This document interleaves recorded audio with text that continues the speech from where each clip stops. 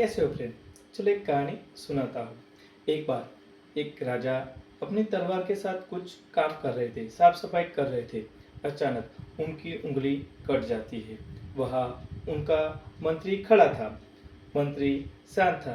राजा जी को गुस्सा आ गया कि मुझे तलवार से मेरी उंगली कट गई है, फिर भी ये मंत्री शांत है। वो राजा ने मंत्री से कहा, तुम क्यों कुछ कह नहीं रहे? मंत्री ने सिर्फ इतना ही कहा कि जो होता है अच्छे के लिए होता है। राजा को गुस्सा आ गया। राजा ने मंत्री को कारावार में डाल दिया। फिर 2-3 दिन के बाद राजा जी शिकार करने गए। वो शिकार करते करते जंगल में कहीं बहुत आगे निकल गए। उसके बाद कुछ आदिवासी लोगों ने उन्हें पकड़ लिया। राजा को बंदी बनाकर उनकी बलि चढ़ाने ले गए। वहाँ उस आदिवासी का मुखिया आया और राजा को देखा। फिर उनकी नज़र उनके हाथ पर गई।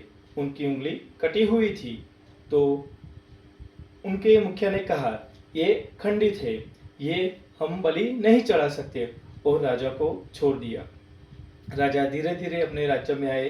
फिर उन्होंने मंत्री को बुलाया और माफ़ी मांगी कि तुमने कहा था वो सही कहा था, जो होता है अच्छे के लिए होता है। राजा ने मंत्री से कहा, मेरे लिए तो अच्छा हुआ, पर तुमको जो कारावास हुआ वो कैसा अच्छा हुआ? मंत्री मुस्कुराए। राजा जी, आप अगर शिकार पर जाते तो मुझे भी साथ ले जाते।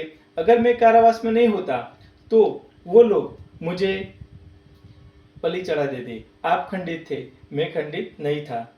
दोस्तों, ये कहानी से हमें क्या सीख मिलती है? हमें जब बुरा होता है हमारे साथ, तो हमें सकारात्मक सोचना होता है, वही हमारे लिए अच्छा होता है। दोस्तों, कहानी अच्छी लगी लाइक कमेंट करना। मिलते हैं अगली कहानी में। Bye bye. खुश रहिए, मुस्कुराते रहिए।